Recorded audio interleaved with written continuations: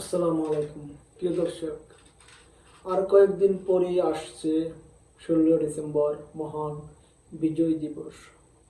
কিন্তু এই দিনটি থেকে আপনার মোবাইল ফোন জগতে আসছে এক কঠিন নিয়ম, national equipment identity register, NIRA।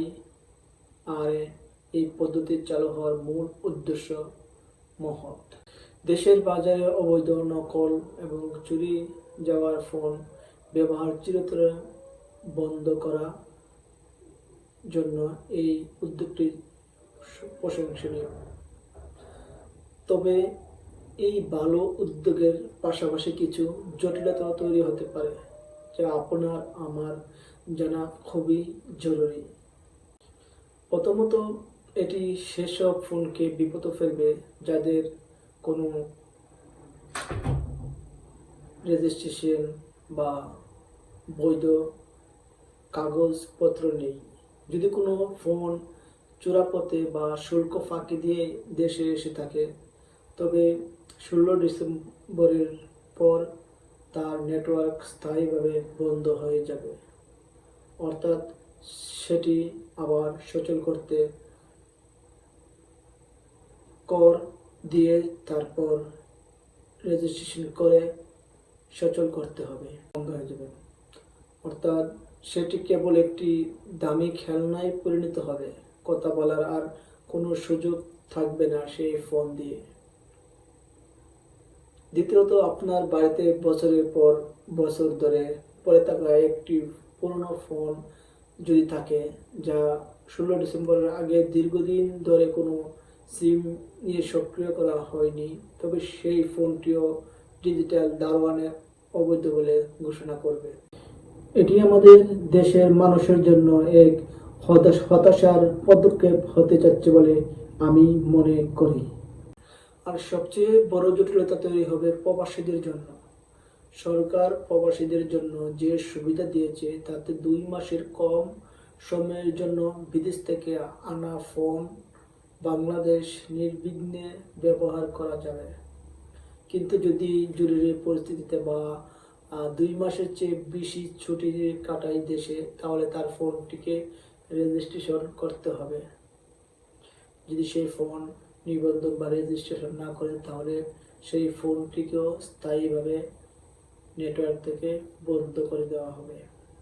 এছাড়াও এখন থেকে পুরনো বৈধ ফোন বিক্রি করার ক্ষেত্রেও মালিকানা পরিবর্তনের একটি নতুন প্রক্রিয়া অনুসরণ করতে হবে।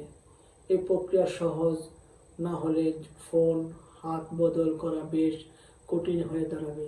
তাই সহজ কথায় 16 ডিসেম্বরের পর নতুন ফোন কেনার আগে অবশ্যই বৈধ কাগজপত্র এবং শুল্ক পরিশোধের প্রমাণ দিয়েই নতুন মোবাইল ফোন ক্রয় করবেন।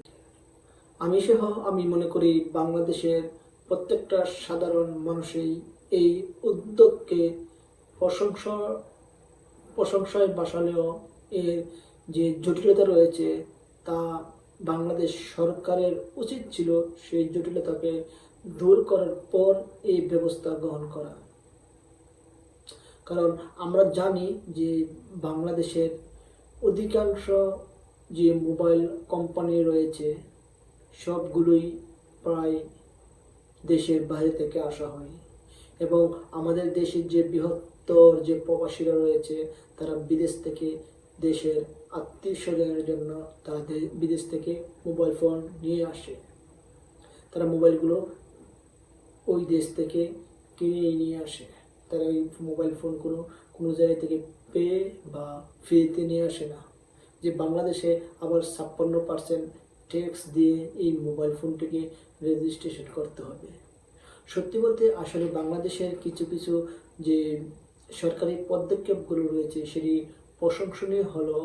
এই যে 16 ডিসেম্বরে বাংলাদেশে হতে যাচ্ছে এক মোবাইল ফোনের চিহ্নিতকরণের যে কার্যক্রম, সেটা বাংলাদেশের প্রেক্ষাপটে একটি সুন্দর এবং গঠনমূলক এবং প্রশংসনীয় কাজ হলেও সেটা বাংলাদেশের মানুষের জন্য এই জটিলতার কারণ হতে পারে।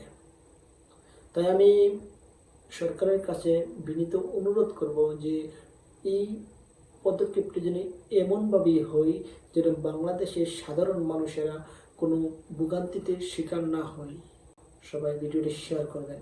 ধন্যবাদ সবাইকে। আল্লাহ হাফেজ।